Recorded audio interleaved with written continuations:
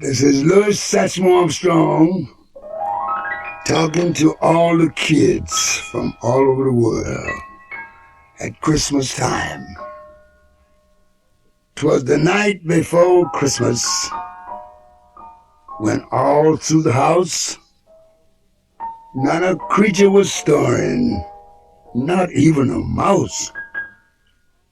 The stockings were hung by the chimney with care, in hopes that St. Nicholas soon would be there.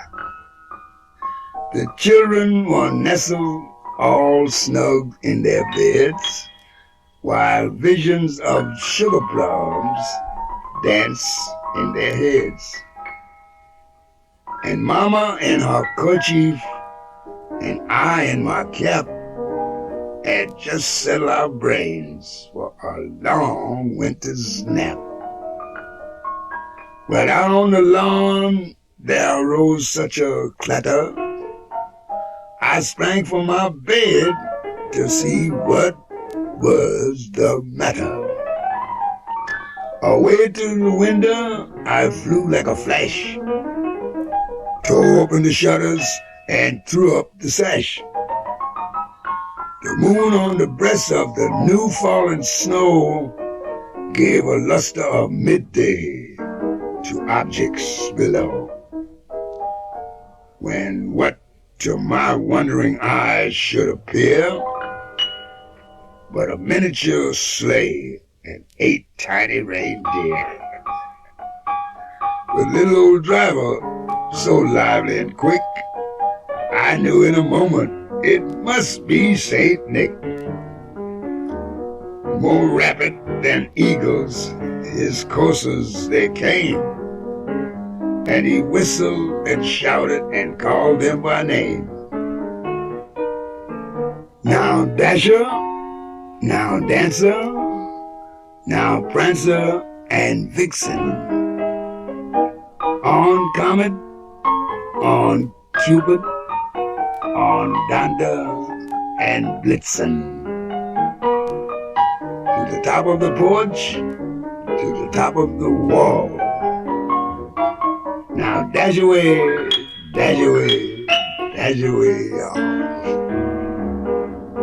As dry leaves that before the wild hurricane fly, when they meet with an obstacle, mount to the sky. So up to the house top, the coursers they flew, with the sleigh full of toys and St. Nicholas too. And then in a twinkle I heard on the roof the prancing, the pawing of each little hoof. As I drew my head and was turning around, down the chimney St. Nicholas came with a bound. He was dressed all in fur from his head to his foot, and his clothes were all tarnished with ashes and soot.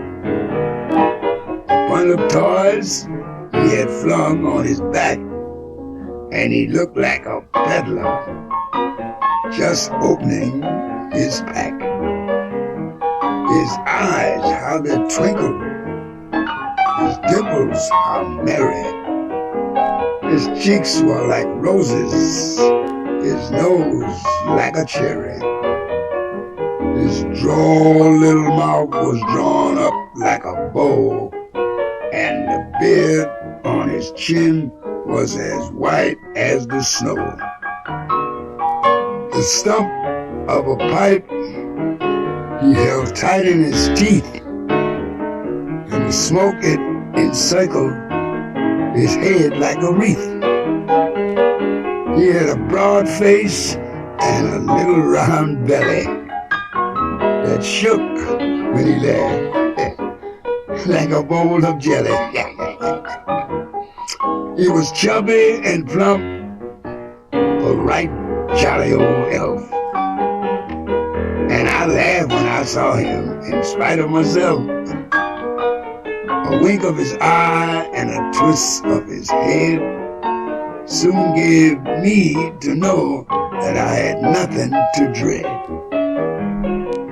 He spoke not a word, but went straight to his work and filled all the stockings, then turned with a jerk and laying his finger aside of his nose and giving a nod up the chimney, he rose. He sprang to his sleigh, to his team, gave a whistle, and away they all flew like the down on a thistle. But I heard him exclaim ere he drove out of sight, Happy Christmas to all, and to all a good night, a very good night. And that goes for Satchmo too. Thank you.